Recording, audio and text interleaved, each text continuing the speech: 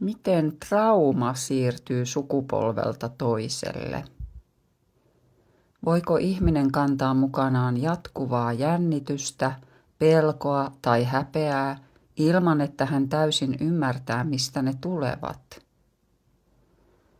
Usein traumaa ajatellaan yksittäisenä tapahtumana, mutta todellisuudessa se muuttuu helposti selviytymismalliksi, joka vaikuttaa ihmissuhteisiin, tunteisiin, kehoon ja tapaan reagoida ympäristöön. Sen vuoksi trauma voi siirtyä sukupolvelta toiselle. Traumahan syntyy pitkäkestoisesta stressistä, turvattomuudesta, emotionaalisesta kylmyydestä, kontrollista, riippuvuuksista, häpeästä tai ympäristöstä, jossa ihminen joutuu jatkuvasti tarkkailemaan muita ihmisiä selviytyäkseen. Kun ihminen elää pitkään jännittyneessä tilassa, hermosto mukautuu siihen. Eli keho oppii olemaan jatkuvasti valppaana.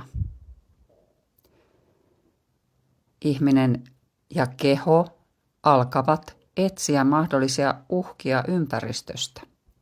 Ja rentoutuminen on täysin vierasta. Tästä muodostuu vähitellen normaali olotila. Miten sitten lapset?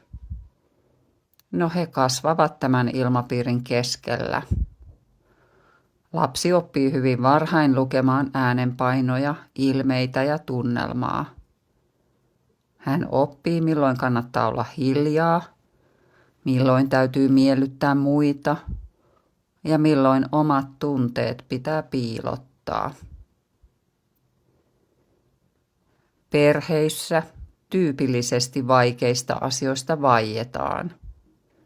Silti lapset aistivat tunnelmat erittäin tarkasti.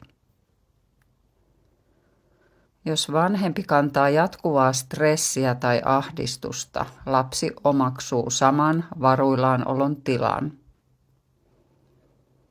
Jos tunteiden tukahduttaminen on vakio, lapsi oppii saman mallin. Jos hyväksyntä liittyy suorittamiseen, lapsi alkaa rakentaa omaa arvoaan vain suoritusten ja onnistumisten kautta.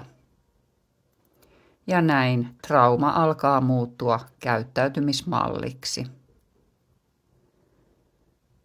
Aikuisuudessa tämä näkyy jatkuvana levottomuutena, vaikeutena rauhoittua, tarpeena kontrolloida kaikkea ympärillä tapahtuvaa tai voimakkaana tarpeena miellyttää muita ihmisiä. Kehossa voi tuntua jatkuvaa jännitystä ja lepo voi herättää syyllisyyttä. Läheisyys voi tuntua kuormittavalta. Ihminen voi yrittää ansaita hyväksyntää olemalla jatkuvasti hyödyllinen, vahva tai täydellinen. Ja näitä voi alkaa pitää persoonallisuuspiirteinä, vaikka kysymys on hermoston oppimista selviytymismalleista. Sukupolvelta toiselle siirtyvä trauma näkyy juuri asioissa, joita perheissä pidetään tavallisina.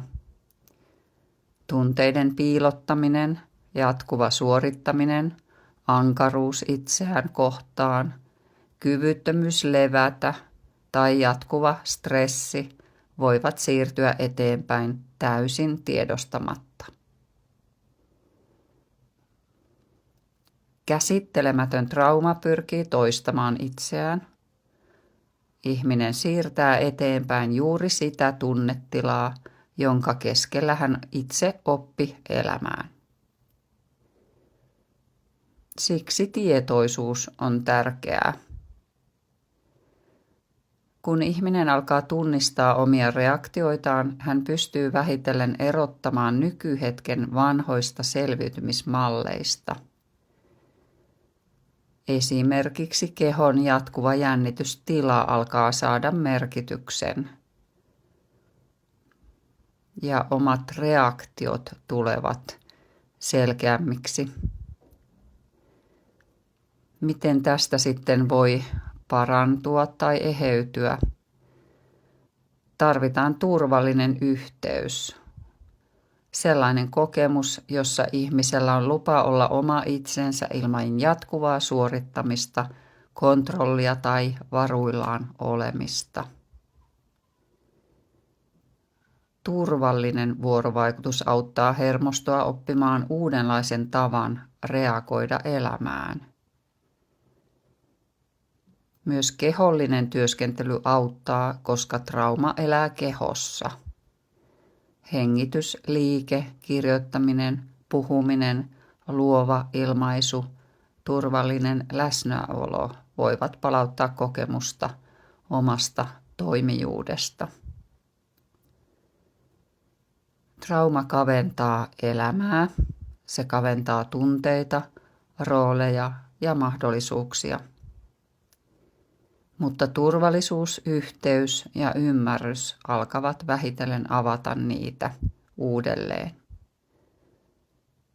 Tärkein kysymys liittyy siihen, millaisen tulevaisuuden ihminen haluaa rakentaa siitä eteenpäin.